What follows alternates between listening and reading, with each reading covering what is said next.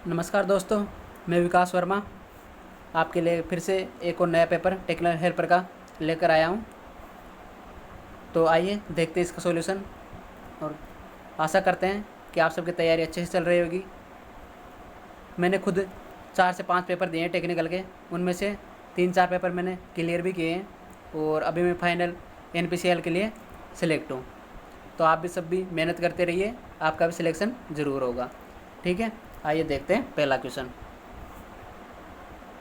यदि R प्रतिरोध के तार को खींचकर उसकी लंबाई को दुगना किया जाए तो इसका प्रतिरोध क्या होगा? तो बताइए। R प्रतिरोध का एक तार है, उसको खींचकर उसकी लंबाई को दोगुना किया गया है और अपन को बताना है इसका रेजिस्टेंस। तो बताइए इसका आंसर क्या होगा। भाई अपन जानते हैं रेजिस्टेंस लंबाई के डायरेक्टली प्रोपोर्शनल होता है। ठीक है,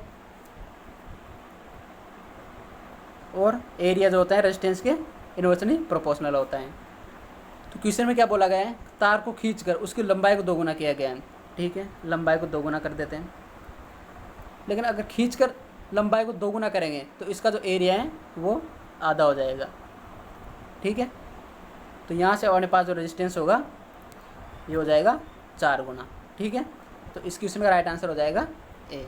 अगर यहाँ पर अपन को ये खींच कर नहीं दे रखा होता तो ये जैसे अपन लंबाई को दोगुना करते रेजिस्टेंस भी दोगुना हो जाता। ठीक है, लेकिन यहाँ पे तार को खींच कर उसकी लंबाई को दोगुना किया गया है, इसलिए जैसे लंबाई को दोगुना करेंगे उसका एरिया आधा हो जाएगा और रेजिस्टेंस 4 गुना हो जाएगा। ठीक है, नेक्स्ट क्वेश्चन देख लेते हैं। Question number 2। 10 ओम प्रतिरोध वाले तार को मोड़कर एक वृत्त बनाया गया। वृत्त के किसी भी व्यास के 2 बिंदुओं के मध्य का प्रभावी प्रतिरोध क्या होगा? तो बताइए इसका राइट आंसर क्या होगा। देखो तार है 10 ओम प्रतिरोध वाला, तो उसको मोड़कर एक वृत्त बना दिया, इस तरह से मोड़कर उसको वृत्त बना दिया। तो वृत्त के किसी भी व्यास के 2 बिंदुओं के मध्य का अपन को रेजिस्टेंस ज्ञात करना है। तो बताइए इसका आंसर क्या होगा। चलो देख लेते हैं। रेजिस्टेंस पूछा है अपन से इसका, तो इसके लिए मैं आपको एक आसान तरीका बताता हूँ। जब भी कभी भी मोड़कर एक वृत्त बनाने की बात करें रेजिस्टेंस को लेके, तो कुछ भी नहीं करना, जो रेजिस्टेंस अपन को दे रखा है उसको 4 से डिवाइड कर दो। इसको अगर अपन 4 से डिवाइड करेंगे तो इसका आ जाएगा 2.5 ओम, यानी इसका राइट आंसर हो जाएगा डी। ठीक है, नेक्स्ट क्वेश्चन देख लेते हैं। Question number 3। प्रत्येक 1 ओम के 3 प्रतिरोधों को संयोजित करके एक त्रिभुज बनाया गया। यानी कि एक त्रिभुज बनाना है, 1 ओम के 3 रेजिस्टेंस है, यानी कि इस तरह से। ठीक है, इस तरह से, और तीनों की वैल्यू 1 ओम है। तो अपन को ज्ञात करना है किन्हीं भी 2 कोनों के मध्य का प्रतिरोध क्या होगा। तो बताइए इसका आंसर क्या होगा। ये सब 1 ओम के हैं। चलो देखते हैं। रेजिस्टेंस ज्ञात करना है तो इसके लिए भी एक सिंपल सा फॉर्मूला होता है 2R/3। अपने को फॉर्मूले में जमा लेते हैं। रेजिस्टेंस का मान अपने को पता है, यहाँ पे दे रखा है 1 ओम, 2 × 1/3, यानी कितना हो जाएगा 2/3। तो इसका राइट आंसर हो जाएगा डी। ठीक है, नेक्स्ट क्वेश्चन देख लेते हैं। निम्न में से किस घटक को 2 डायोड होते हैं, मतलब कौन सा ऐसा घटक है जिसमें 2 डायोड होते हैं? तो बताइए इसका राइट आंसर क्या होगा। ऑप्शन आपके सामने, voltage doubler, voltage divider, voltage follower, या फिर ए और सी दोनों, या फिर इनमें से कोई नहीं। तो बताइए किस घटक में 2 डायोड होते हैं? तो इसका राइट आंसर हो जाएगा वोल्टेज डबलर। तो वोल्टेज डबलर जो होता है उसमें डायोड की संख्या कितनी होती है? 2। ठीक है, वोल्टेज डबलर। ठीक है, नेक्स्ट क्वेश्चन देख लेते हैं।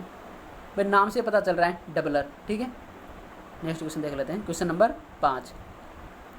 सार्वजनिक आपूर्ति का लाइव संवाहक भूसंपर्क धातु से संपर्क करने पर,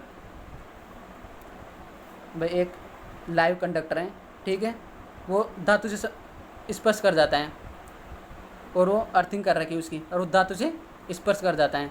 तो बताइए क्या होगा।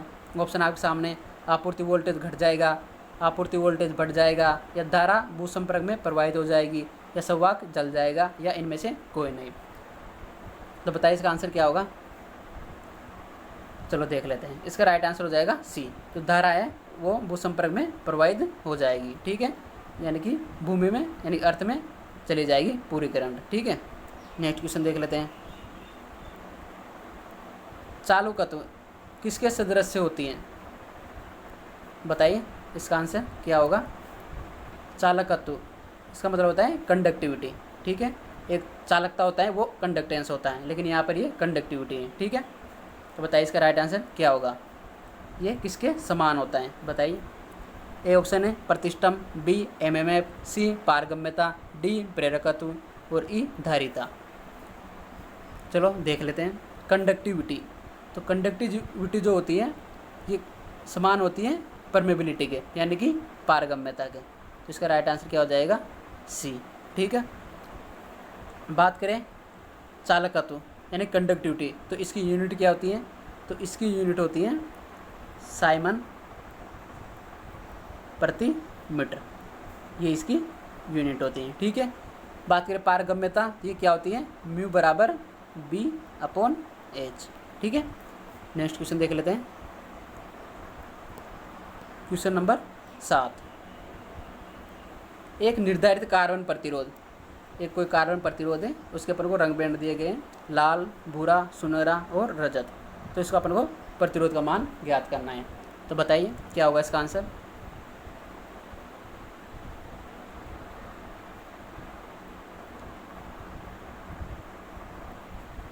चलो देख लेते हैं।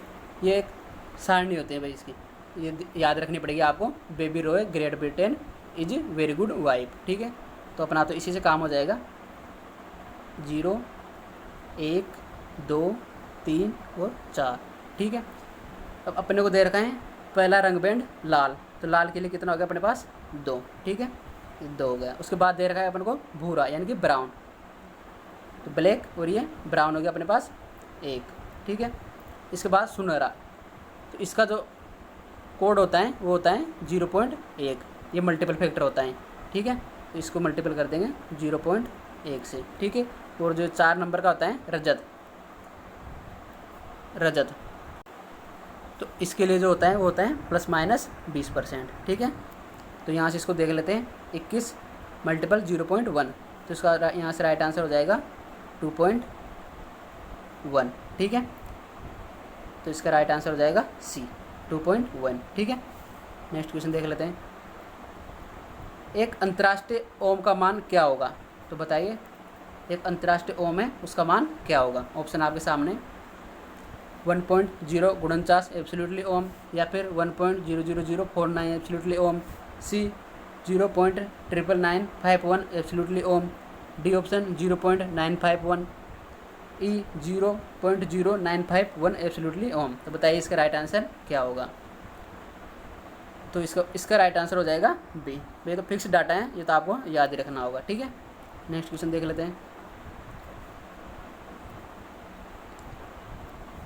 90 डिग्री सेल्सियस पर एक कुंडली का प्रतिरोध 100 ओम, 100 डिग्री सेल्सियस पर इसका प्रतिरोध 101 ओम, और 90 डिग्री सेल्सियस पर तार का तापमान गुणांक ज्ञात करना है, यानी कि अपने को ज्ञात करना है एल्फा का मान। ठीक है, तो बताइए क्या होगा इसका आंसर। चलो सॉल्यूशन देख लेते हैं इसका। चलो सॉल्यूशन देख लेते हैं इसका। अपने पास R1 का मान दे रखा है अपने को 100 ओम, R2 का दे रखा है 101 ओम, T1 दे रखा है 90 डिग्री सेल्सियस, T2 दे रखा है 100 डिग्री सेल्सियस। तो इसके लिए जो फॉर्मूला यूज करेंगे वो यूज करेंगे अपन R2 बराबर R1 कोष्टक 1 + एल्फा T2 - T1, ये इसके लिए फॉर्मूला यूज करेंगे। चलो फॉर्मूले में जमा लेते हैं। R2 का मान अपने पास 101 ओम है, ठीक है, बराबर R1 का मान अपने पास 100 ओम है, कोष्टक 1 + एल्फा अपन को ज्ञात करना है, तो टेम्परेचर T2 - T1 यानी कि 100 - 90। ठीक है, 101 बराबर 100, अंदर इसको सोल्व करेंगे, 100 90 की है, ये बच गया 10 बार एल्फा है यानी कि 10 एल्फा हो गया। ठीक है, आगे देख लेते हैं। 101 है यहाँ पे, तो यहाँ से अपन 1 + 10 एल्फा को पक्षांतर करके आगे ले लेते हैं और 101 में 100 से डिवाइड कर देते हैं। ठीक है, आगे देखते हैं। 1 + 10 एल्फा बराबर 100 से डिवाइड करेंगे, ये आ जाएगा 1.01। ठीक है, यहाँ से 10 एल्फा एक को इस तरफ पक्षांतर कर देंगे 1.01 - 1, तो 10 एल्फा बराबर हो गया 0.01। ठीक है, यहाँ से अगर अपन एल्फा का मान निकालेंगे 0.01 और इसमें 10 से डिवाइड कर देंगे, तो इसका आंसर हो जाएगा 0.01, ठीक है। अल्फ़ा का मान अपने पास ये आ जाएगा, तो यहाँ से अल्फ़ा का मान हो जाएगा अपने पास C 0.01, ठीक है। नेक्स्ट क्वेश्चन देख लेते हैं।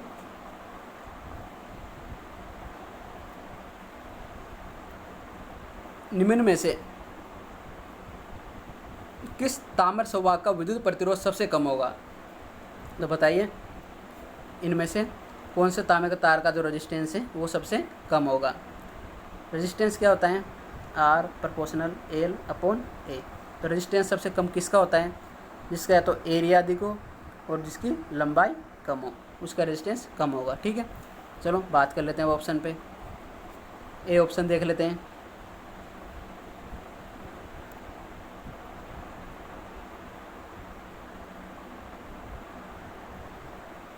ठीक है, ए ऑप्शन देख लेते हैं।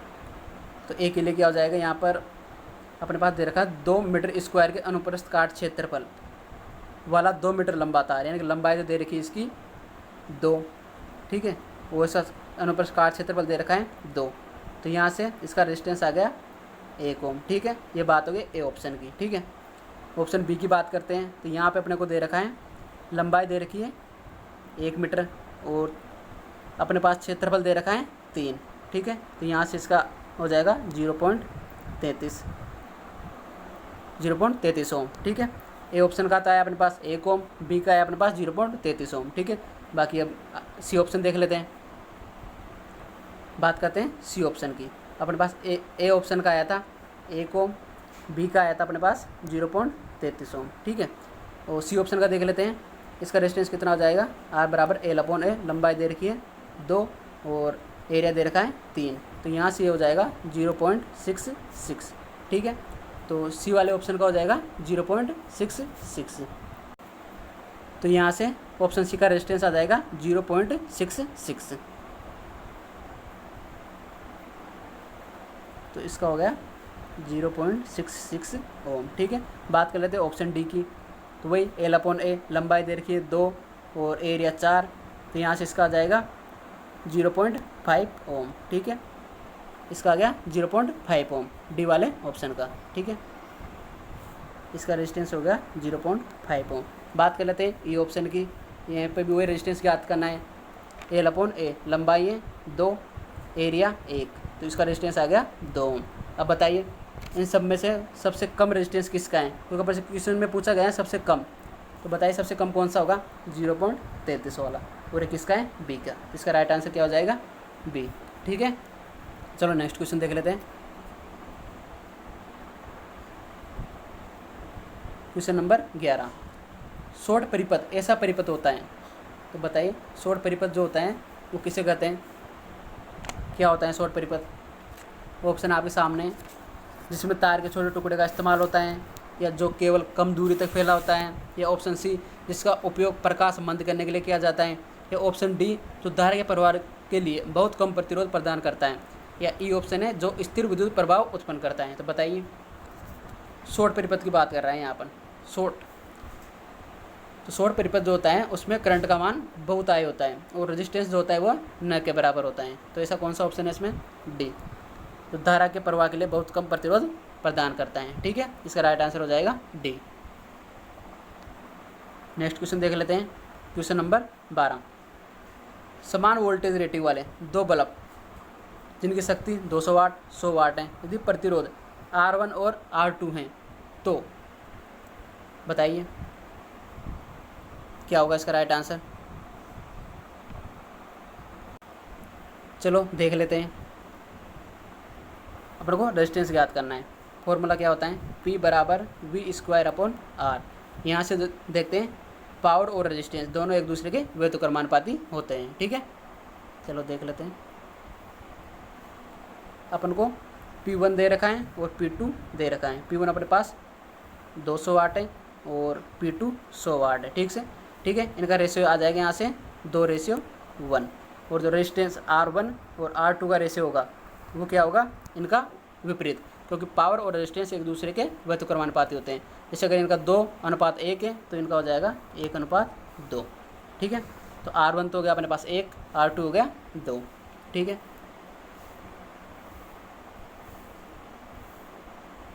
आइए देख लेते हैं, R1/R2, ठीक है। ये हो गया अपने पास 1:2, ठीक है। अब ऑप्शन के साथ देखते हैं, R1 R2 का 2 गुना है, तो भाई R1 जो है ये R2 का 2 गुना है, बिल्कुल सही है भाई। R1 जो है बराबर 2R2, ठीक है भाई। R2 जो है उसका 2 गुना क्या है, सॉरी R2 R1 का 2 गुना है, यहाँ पे 2 हैं, तो यानी कि R2 जो है वो 2 गुना है किसका, R1 का, ठीक है। R2 2 गुना है R1 का, तो यहाँ से इसका राइट आंसर क्या हो जाएगा, B, ठीक है। नेक्स्ट क्वेश्चन देख लेते हैं, क्वेश्चन नंबर 13। तापदीप्ति लैंप का ताप प्रतिरोध इसके शीत प्रतिरोध से लगभग होता है। तापदीप्ति लैंप का ताप प्रतिरोध शीत प्रतिरोध से कितना गुना होता है, तो बताइए इसका आंसर क्या होगा।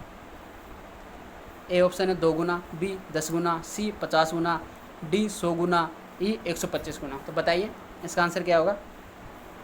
तो इसका राइट आंसर हो जाएगा ए। तो तापदीप्ति जो लैंप होता है उसका ताप प्रतिरोध जो होता है वो शीत प्रतिरोध से लगभग 2 गुना होता है, ठीक है। नेक्स्ट क्वेश्चन देख लेते हैं, क्वेश्चन नंबर 14। विद्युत आवेश संग्रहित करने की संधारित्र की क्षमता का मान होता है, बताइए क्या होगा इसका आंसर। तो विद्युत आवेश संग्रहित करने की संधारित्र की क्षमता को क्या बोलते हैं। संधारित्र जो होता है वो विद्युत आवेश को संग्रहित करता है, तो इसकी क्षमता को क्या बोलते हैं। ऑप्शन आपके सामने, तो इसका राइट आंसर हो जाएगा धारिता। जो संधारित्र का जो ये गुण है इसको इसकी धारिता बोलते हैं, ठीक है। और इसका मात्रक क्या होता है, फेरेड, ठीक है। नेक्स्ट क्वेश्चन देख लेते हैं, श्रेणी में संयोजित 2 समान संधारित्रों और समांतर संयोजित 2 समान संधारित्रों की प्रभावी धारिता का मान क्या होगा। तो बताइए इसका आंसर क्या होगा। भाई श्रेणी में 2 समान संधारित्र, भाई श्रेणी में 2 समान मान के संधारित्र जुड़े हुए हैं और समांतर संयोजित 2 समान संधारित्र, वही मान के 2 संधारित्र समांतर क्रम में जुड़े हुए हैं, तो उनका प्रभावी जो धारिता होगी उनका अनुपात क्या होगा। तो बताइए, चलो देख लेते हैं। ये हो गया सीरीज क्रम, ठीक है। इधर ले लेते हैं पैरेलल यानी कि समांतर क्रम, ठीक है। और अपन 2 ले लेते हैं कैपेसिटर C1, तो इसको मान लेते हैं 4, C2 इसको मान लेते हैं 4, ठीक है। अब देख लेते हैं पहले इनका सीरीज क्रम में, अगर सीरीज में इनको जोड़ते हैं तो क्या हो जाएगा टोटल कैपेसिटेंस। तो उसके लिए फॉर्मूला होता है C1 × C2 और इन दोनों का योग, ठीक है। दोनों का योग हो जाएगा 8, यहाँ से इसको काट लें 2, यानी कि टोटल हो जाएगा 2, ठीक है। ये तो आ गया इनका सीरीज में। अब पैरेलल में देख लेते हैं, तो हमारे पास सीरीज में तो आ गया था, इस सीरीज में 2 आए थे इसका मान, ठीक है। बात करें पैरेलल की, तो पैरेलल में इसका फॉर्मूला होता है C2 = C1 + C2, ठीक है। यहाँ से C1 अपने पास 4 था और C2 भी कितना था 4, तो टोटल कितना हो गया 8, ठीक है। तो अपने पास पैरेलल में इसका मान हो गया 8, लेकिन अपने को इसका रेशियो बताना है। काट लेते हैं, 2 × 2, 2 × 4 8, यानी कि 1:4, तो इसका आंसर क्या आ जाएगा 1, ठीक है। नेक्स्ट क्वेश्चन देख लेते हैं, संधारित्र निम्न में से कौन सा कार्य करते हैं। तो बताइए संधारित्र जो होता है वो क्या करता है। ऑप्शन आपके सामने, संधारित्र यानी कि कैपेसिटर। ए ऑप्शन AC को ब्लॉक करना और DC को प्रवाहित होने देना, बी ऑप्शन DC को ब्लॉक करना और AC को प्रवाहित होने देना, सी ऑप्शन AC और DC को प्रवाहित होने देना, डी ऑप्शन AC और DC को ब्लॉक करना और ई ऑप्शन केवल पल्सेटिंग DC को प्रवाहित होने देना। तो बताइए इसका आंसर क्या होगा। चलो देख लेते हैं, कैपेसिटर, भाई ये इसका सिंबल होता है कैपेसिटर का, तो यहाँ से अपन समझ लेते हैं। AC तो कैसे चलती है ऐसे, तो AC तो यहाँ आके पास हो जाती है, ठीक है।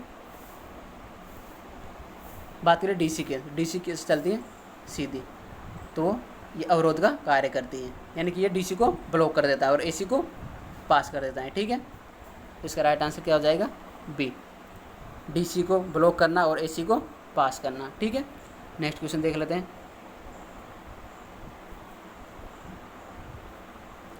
धारिता का मान मापने के लिए निम्न में से किस ब्रिज का इस्तेमाल किया जाता है। तो बताइए धारिता का मान किस ब्रिज से सहायता से अपन मेजर कर सकते हैं। ऑप्शन है Wheatstone bridge, Schering bridge, Wien bridge या हे ब्रिज। तो बताइए क्या होगा इसका आंसर। चलो देख लेते हैं। धारिता का मान मापने के लिए तो इस जिसका यूज करते हैं वो होता है शेरिंग ब्रिज। धारिता मापने के लिए अपन शेरिंग ब्रिज का यूज करते हैं। ठीक है, नेक्स्ट क्वेश्चन देख लेते हैं। प्रतिदीप्त ट्यूब में संघनित्र का इस्तेमाल क्यों किया जाता है। संघनित्र यानी कि कैपेसिटर। तो कैपेसिटर का इस्तेमाल फ्लोरेसेंट ट्यूब जो होती है उसमें क्यों किया जाता है। तो बताइए क्या होगा इसका आंसर। धारा स्थिरांक घटाने के लिए या रेडियो व्यतिकरण को न्यूनतम करने के लिए या प्रकाश विकिरणित करने में लगने वाला समय न्यूनतम करने के लिए या फेज को व्यतिकरण से विभाजित करने के लिए या आरंभिक धारा प्रदान करने के लिए। तो बताइए इसका राइट आंसर क्या होगा। कैपेसिटर।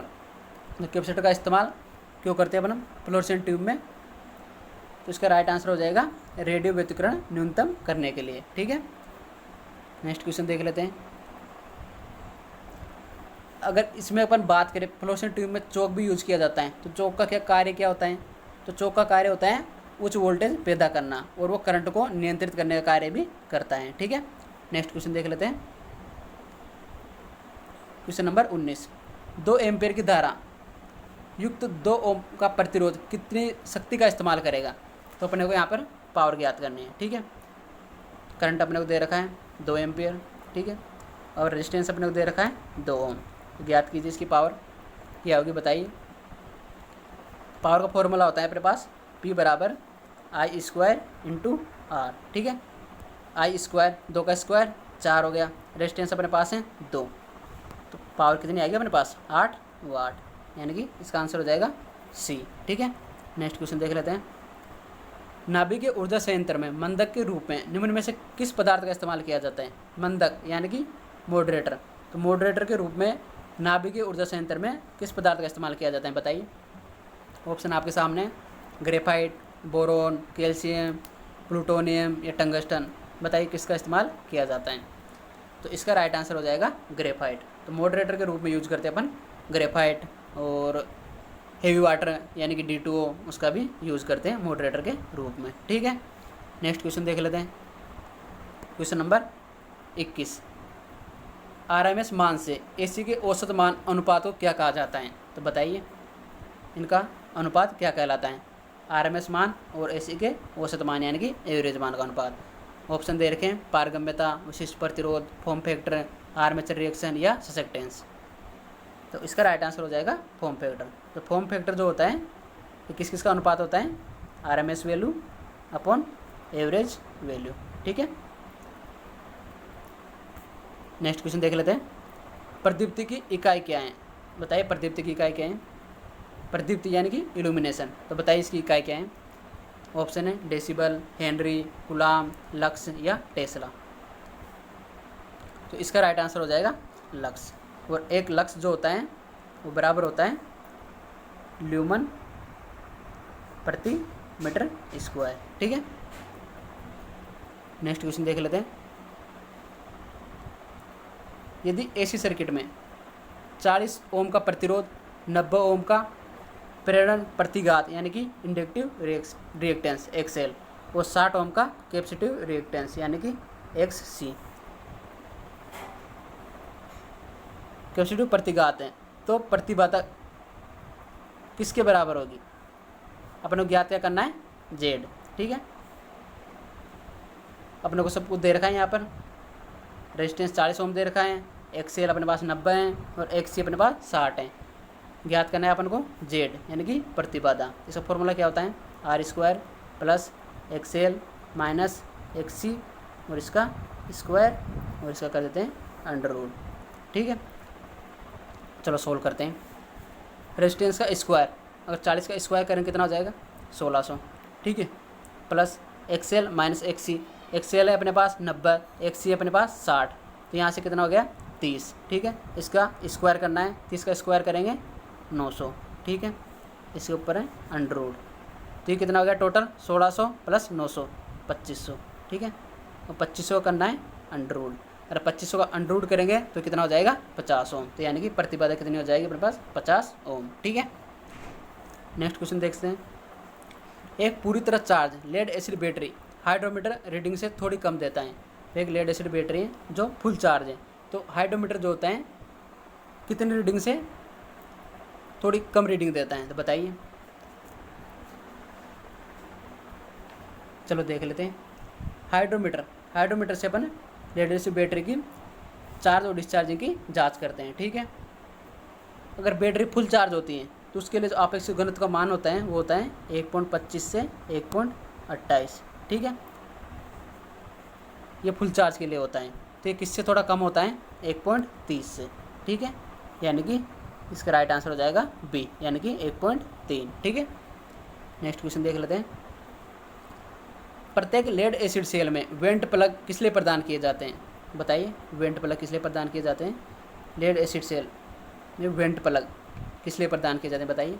इलेक्ट्रोलाइट स्तर की जांच करने के लिए, या जब आवश्यकता हो तो पानी या इलेक्ट्रोलाइट डालने के लिए, चार्जिंग के दौरान गैसों से बचने के लिए, या सेल दबाव को नियंत्रित करने के लिए। तो बताइए किस लिए किया जाता है वेंट प्लग। तो भाई वेंट प्लग क्या होते हैं, जैसे ये कोई अपने पास बैटरी है तो अपने पास उसके ऊपर ऐसे कुछ होता है, उसे वेंट प्लग बोलते हैं, जिसके जहाँ से अपन उसमें इलेक्ट्रोलाइट वगैरह डालते हैं, पानी डालते हैं, या इलेक्ट्रोलाइट स्तर की जाँच करते हैं। ठीक है, तो इसका राइट आंसर हो जाएगा ई, क्योंकि उनकी सहायता से अपन इलेक्ट्रोलाइट स्तर की भी जांच कर सकते हैं, उसमें पानी या इलेक्ट्रोलाइट भी डाल सकते हैं। ठीक है, और चार्जिंग के दौरान गैसों से बचने के लिए भी इसका उपयोग किया जाता है। तो इसका राइट आंसर हो जाएगा ई, यानी कि सभी में किया जाता है। Next question, nickel iron cell का इलेक्ट्रोलाइट क्या है, तो बताइए। निकल आयरन सेल जो होता है इसमें कौन सा इलेक्ट्रोलाइट यूज किया जाता है। निकल आयरन सेल ये है एक द्वितीयक सेल है। ठीक है, और इसको एडिशन सेल भी कहते हैं। तो बताइए इसमें कौन सा इलेक्ट्रोलाइट प्रयोग किया जाता है, चलो देख लेते हैं। तो इसका राइट आंसर हो जाएगा बी, KOH, यानी पोटेशियम हाइड्रोक्साइड। तो निकल आयरन सेल में पोटेशियम हाइड्रोक्साइड का प्रयोग किया जाता है। बात करें निकल आयरन सेल की पॉजिटिव प्लेट की तो वह निकल हाइड्रो ऑक्साइड की होती है। ठीक है, बात करें नेगेटिव प्लेट की तो वह आयरन ऑक्साइड की होती है। ठीक है, चलो नेक्स्ट क्वेश्चन देख लेते हैं। क्वेश्चन नंबर 27, एक CRO की एक्स प्लेट किसके द्वारा सिंचित की जाती है। जो CRO होता है कैथोड रे ऑसिलोस्कोप, इसकी जो एक्स प्लेट होती है वो किसके द्वारा सिंचित की जाती है। तो CRO होता है उसमें 2 प्लेट होती है, एक्स प्लेट और वाई प्लेट। तो यहाँ अपन को पूछा गया है एक्स प्लेट के बारे में, तो बताइए किसके द्वारा सिंचित होती हैं। ऑप्शन आपके सामने,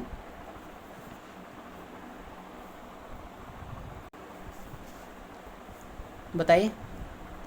तो CRO की, अगर CRO की अपन बात करें तो CRO की सहायता से अपन वेवफॉर्म या तरंग का अध्ययन किया जाता है, और इसका जो इनपुट इम्पिडेंस होता है वो कितना होता है 1 मेगा ओम। ठीक है, और CRO का हृदय जो होता है वो किसको बोलते हैं CRT, यानी कि कैथोड रे ट्यूब को। चलो बताइए इस क्वेश्चन का आंसर क्या होगा। तो इस क्वेश्चन का राइट आंसर हो जाएगा साटूथ वेव। ठीक है, नेक्स्ट क्वेश्चन देख लेते हैं।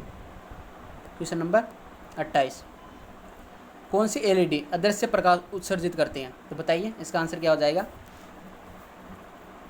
ए ऑप्शन है फास्फोरस आधारित LED, बी लेजर LED, सी बेकलर LED, डी ट्राइकलर LED, या ई इंफ्रारेड LED। तो बताइए क्या होगा इसका आंसर। तो इसका राइट आंसर हो जाएगा इंफ्रारेड LED। जो इंफ्रारेड LED होती है वो अदृश्य प्रकाश उत्सर्जित करती हैं। ठीक है, नेक्स्ट क्वेश्चन देख लेते हैं।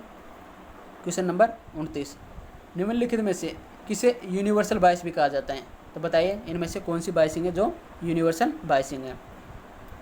ए ऑप्शन है एमीटर बायस, बी वोल्टेज डिवाइडर बायस, सी बेस बायस, या डी कलेक्टर बायस, या फिर इनमें से कोई नहीं। तो बताइए यूनिवर्सल बायस किसे कहा जाता है। तो इसका राइट आंसर हो जाएगा वोल्टेज डिवाइडर बायस, इसे यूनिवर्सल बायस भी कहा जाता है, और ये बायसिंग सर्वाधिक उपयुक्त की जाने वाली बायसिंग है। ठीक है, नेक्स्ट क्वेश्चन देख लेते हैं। क्वेश्चन नंबर 30, पी प्रकार का अर्धचाल तैयार करने के लिए डोपिंग के लिए निम्नलिखित में से कौन से पदार्थ प्रयुक्त किया जाता है, तो बताइए। पी टाइप जो सेमीकंडक्टर होता है उसकी डोपिंग के लिए कौन से पदार्थ प्रयुक्त किया जाता है, बताइए इसका आंसर क्या होगा। तो इसका राइट आंसर हो जाएगा आर्सेनिक, इंडियम। पी प्रकार के जो सेमीकंडक्टर होते हैं उसमें डोपिंग किस किस की करते हैं अपन, बोरोन हो गया, एल्यूमिनियम हो गया, गैलियम हो गया, इंडियम हो गया और थेलियम हो गया। ठीक है, तो इसका राइट आंसर हो जाएगा ई, यानी कि इंडियम। ठीक है, नेक्स्ट क्वेश्चन देख लेते हैं। ठोस पदार्थों में ऊर्जा बैंड किसका परिणाम होता है? तो ठोस जो पदार्थ होते हैं उनमें जो एनर्जी गैप होता है वो किसका परिणाम होता है? तो बताइए, ऑप्शन आपके सामने। ओम का नियम, पॉली एक्सक्लूजन का सिद्धांत, बोहर का सिद्धांत, या हेइजेनबर्ग का अनिश्चितता का सिद्धांत, या फिर सभी। तो बताइए, ठोस पदार्थों में ऊर्जा बैंड किसका परिणाम होता है? तो इसका राइट आंसर हो जाएगा पॉली एक्सक्लूजन का सिद्धांत। ठीक है, नेक्स्ट क्वेश्चन देख लेते हैं। एपीटी में लगभग कितना वोल्टेज ऑफसेट होता है? तो बताइए, एपीटी यानी कि फील्ड इफेक्ट ट्रांजिस्टर, इसमें कितना वोल्टेज ऑफसेट होता है? ऑप्शन है 0 वोल्ट, 0.2 वोल्ट, 0.6 वोल्ट, 1.1 वोल्ट या 1.3 वोल्ट। बताइए इसका आंसर क्या होगा? तो इसका राइट आंसर हो जाएगा 0 वोल्ट। ठीक है, एपीटी में ऑफसेट जो वोल्टेज होता है वो 0 वोल्ट होता है। ठीक है, नेक्स्ट क्वेश्चन देख लेते हैं।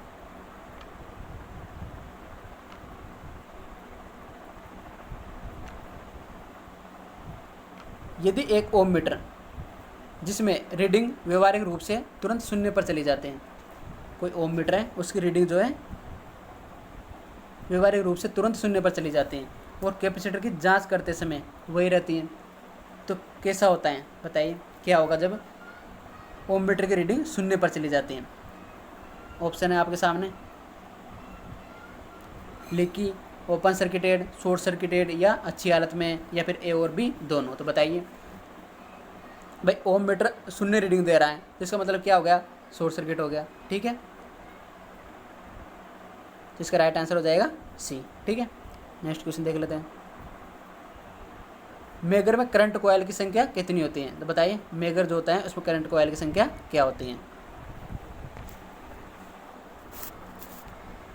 बात करें अगर मेगर की, तो मेगर जो होता है हाई रेजिस्टेंस नापने के लिए इसका यूज किया जाता है। उसमें टोटल जो कॉइल होती हैं वो होती हैं 3। तो आप बताइए इसमें करंट कॉइल की संख्या कितनी होती है? चलो देख लेते हैं। इसमें करंट कॉइल जो होती है उसकी संख्या होती है 1, प्रेशर कॉइल उसकी संख्या होती है 2, यानी कि वोल्टेज कॉइल। ठीक है, नेक्स्ट क्वेश्चन देख लेते हैं।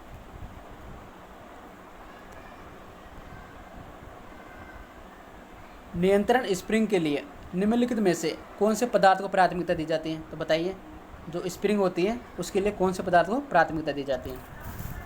ऑप्शन आपके सामने, silicon bronze, phosphorus bronze, platinum silver, German silver या एल्यूमिनियम। तो स्प्रिंग जो होती है उसके लिए हमें एक सा पदार्थ चाहिए होता है जो अचुंबकीय हो और उसका निम्न विशिष्ट प्रतिरोध हो, उस ताप गुणांक हो। तो ऐसी कौन सी धातु हैं इनमें से? बताइए। तो ऐसी धातु होते हैं फास्फोरस ब्रोंज। ठीक है, तो इसका राइट आंसर हो जाएगा फास्फोरस ब्रोंज। नेक्स्ट क्वेश्चन देख लेते हैं। डीसी मोटर के छुटपुट होस को मापने के लिए निम्न में से कौन से परीक्षण प्रयुक्त किया जा सकते हैं? तो बताइए क्या होगा इसका राइट आंसर? डीसी मोटर के छुटपुट होस को मापने के लिए बताइए कौन सा परीक्षण प्रयुक्त किया जाता है? छुटपुट होस इसका मतलब है स्ट्रेलोस। ठीक है, अब बताइए इसका राइट आंसर क्या होगा? तो स्ट्रेलोस में क्या क्या होता है? Iron loss plus mechanical loss. ठीक है, बताइए इसका आंसर क्या होगा? तो छुटपुट होस के मापने के लिए जो टेस्ट किया जाता है वो होता है रनिंग डाउन टेस्ट। ठीक है, और इसे रिटार्डेशन टेस्ट भी कहा जाता है। ठीक है, नेक्स्ट क्वेश्चन देख लेते हैं। डीसी मशीनों पर निम्नलिखित में से कौन से परीक्षणों में कम से कम 2 मशीनों की आवश्यकता होती है? तो बताइए। तो डीसी जो मशीन होती है तो उसमें कौन सा टेस्ट के लिए हमें कम से कम 2 मशीनों की आवश्यकता होती है? ऑप्शन आपके सामने, brake test, retardation test, back to back test, Swinburne test या डाइलेक्ट्रिक टेस्ट। तो बताइए। तो ये टेस्ट होता है बैक टू बैक टेस्ट। और इसको दूसरा नाम क्या होता है इसका? संपन्न टेस्ट। ठीक है, इसमें अपन को कम से कम 2 मशीनों की आवश्यकता होती है। ठीक है, नेक्स्ट क्वेश्चन देख लेते हैं। और बैक टू बैक टेस्ट की सहायता से अपन क्या क्या ज्ञात कर सकते हैं? बताइए। तो अपन इसकी सहायता से आयरन लॉस, कॉपर लॉस, तापमान और दक्षता, ये सभी ज्ञात कर सकते हैं। ठीक है, नेक्स्ट क्वेश्चन देख लेते हैं। डीसी मोटर की फुल लोड गति 1000 आरपीएम है और गति विनियमन यानी कि वोल्टेज रेगुलेशन 90% है, तो नो लोड गति क्या होगी? तो बताइए इसका आंसर क्या होगा, बताइए क्या होगा इसका आंसर। चलो देख लेते हैं। वोल्टेज रेगुलेशन, पहले बात करें वोल्टेज रेगुलेशन क्या होता है, देख लेते हैं इसका फॉर्मूला। वोल्टेज रेगुलेशन जो होता है वी नो लोड पर वोल्टेज माइनस फुल लोड पर वोल्टेज अपॉन फुल लोड पर वोल्टेज। ठीक है, अपने को वोल्टेज रेगुलेशन दे रखा है 90%, यानी कि ये हो जाएगा 0.90। ठीक है, बात करें नो लोड पर वोल्टेज, तो ये अपन को ज्ञात करनी है। ठीक है, सॉरी यहाँ पर थोड़ी सी मिस्टेक हो गई। नो लोड पर वैसे गति के बारे में पूछा है, तो यहाँ पर अपन स्पीड वाला फॉर्मूला लगाएं, यानी कि नो लोड पर स्पीड और फुल लोड पर स्पीड अपॉन फुल लोड पर स्पीड। ठीक है, चलो अब इसमें जमा लेते हैं इसको।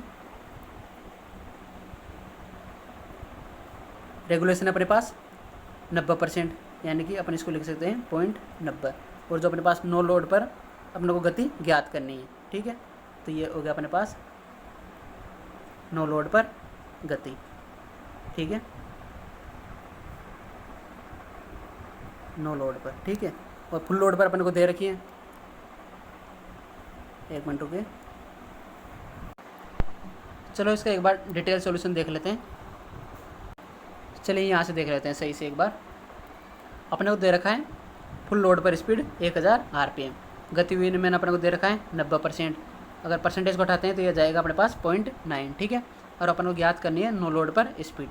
तो गति विनियमन का जो फॉर्मूला आता है वो होता है अपने पास नो लोड पर स्पीड और फुल माइनस फुल लोड पर स्पीड अपॉन फुल लोड पर स्पीड। ठीक है, चलो फॉर्मूले में जमा लेते हैं। गति विनियमन आ गया अपने पास 0.9 बराबर नो लोड पर अपन को स्पीड ज्ञात करनी है माइनस फुल लोड पर स्पीड है अपने पास 1000 आरपीएम अपॉन 1000 आरपीएम। ठीक है, 1000 को 0.9 से मल्टीपल करेंगे, यह आ जाएगा 900। ठीक है, नो लोड पर स्पीड माइनस 1000। ठीक है, 900 1000 का इधर पक्षांतर करेंगे, ये प्लस का हो जाएगा 900 प्लस 1000 और ये नो लोड पर स्पीड, तो नो लोड पर स्पीड जो हो जाएगी 1900 आरपीएम। ठीक है,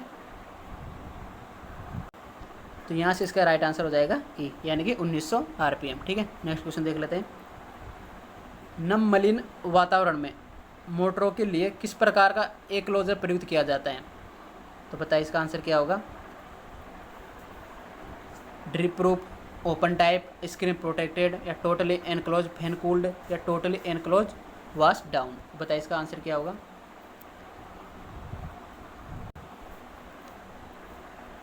नम मलिन वातावरण यानी कि जो नमी वाले मौसम में मोटरों के लिए किस प्रकार का एंक्लोजर प्रयुक्त किया जाता है? तो इसका राइट आंसर हो जाएगा टोटली एनक्लोज्ड फैन कूल्ड। ठीक है, नेक्स्ट क्वेश्चन देख लेते हैं यहीं पे। निम्नलिखित में से कौन सी एप्लीकेशन एसी मोटर की अपेक्षा डीसी मोटर में पसंद की जाती है? तो बताइए एसी मोटर की अपेक्षा ऐसा क्या है जो डीसी मोटर में अधिक पसंद किया जाता है? बताइए सर कौन सा एप्लीकेशन है? ऑप्शन आपके सामने है, हाई स्पीड ऑपरेशन, लो speed operation, fixed speed operation, या वेरिएबल स्पीड ऑपरेशन। तो इसका राइट आंसर हो जाएगा वेरिएबल स्पीड ऑपरेशन, क्योंकि डीसी मोटर में जो है स्पीड कंट्रोल आसानी से किया जा सकता है एसी मोटरों की तुलना में। ठीक है, नेक्स्ट क्वेश्चन देख लेते हैं। Question number 41। DC shunt motor starter का एनवीसी कोयल के साथ सीरीज में जुड़ा हुआ होता है? तो बताइए एनवीसी जो होती है नो वोल्ट कोयल किसके साथ सीरीज में जुड़ी हुई होती है? बताइए। ऑप्शन है line, series winding, field winding, या आर्मेचर वाइंडिंग। बताइए ये किसके साथ सीरीज में जुड़ी हुई होती हैं? तो एनवीसी जो होती हैं ये जुड़ी हुई होती हैं फील्ड वाइंडिंग के साथ सीरीज में। ठीक है, नेक्स्ट क्वेश्चन देख लेते हैं। अगर बात करें OLC ओवरलोड कोयल, तो वह आर्मेचर वाइंडिंग के साथ सीरीज में जुड़ी हुई होती हैं। ठीक है, नेक्स्ट क्वेश्चन देख लेते हैं।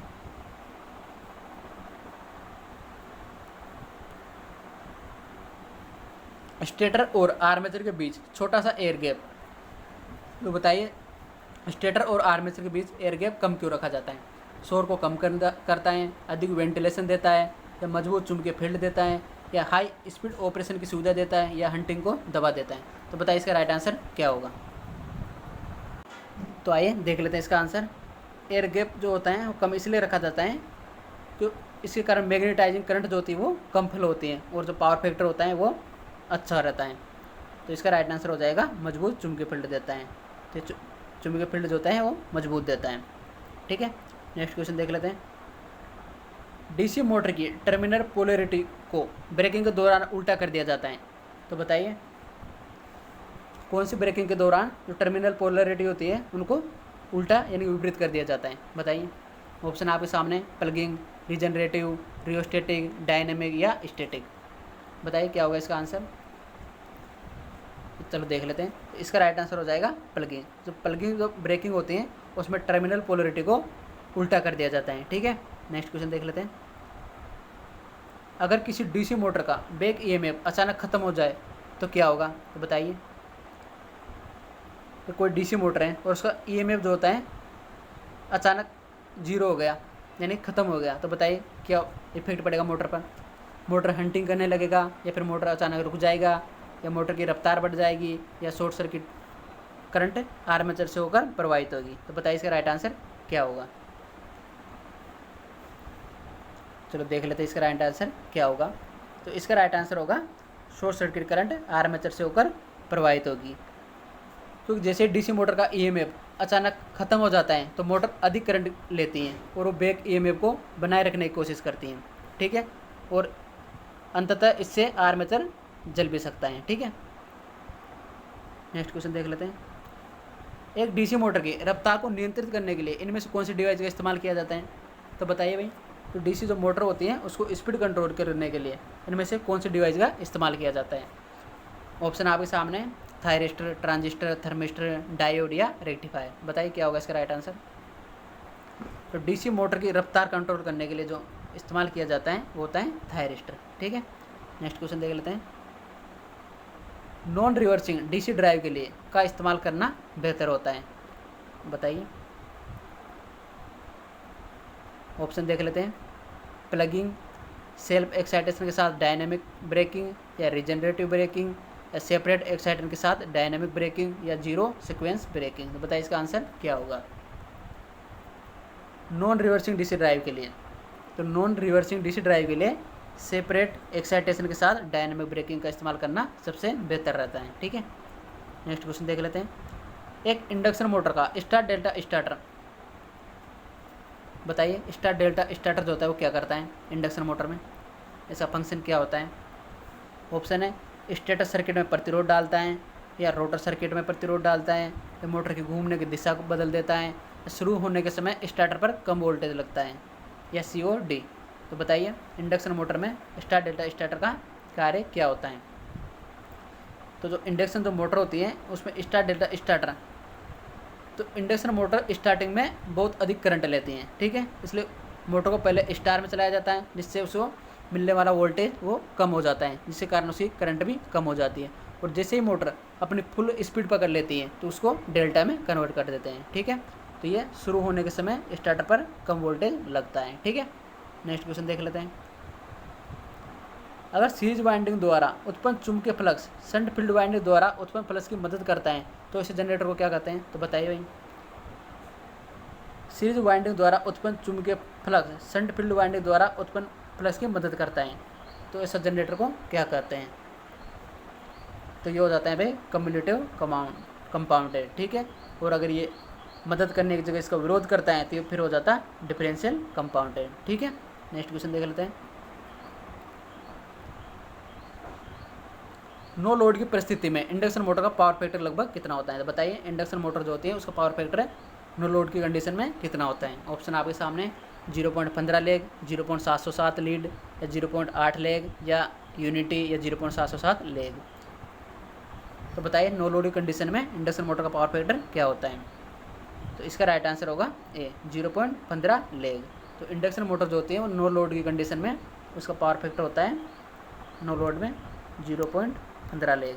बात करें अगर लोड सहित, अगर फुल लोड की बात करते हैं तो इसका पावर फैक्टर हो जाता है 0.8 से 0.9 लेग। ठीक है, नेक्स्ट क्वेश्चन देख लेते हैं।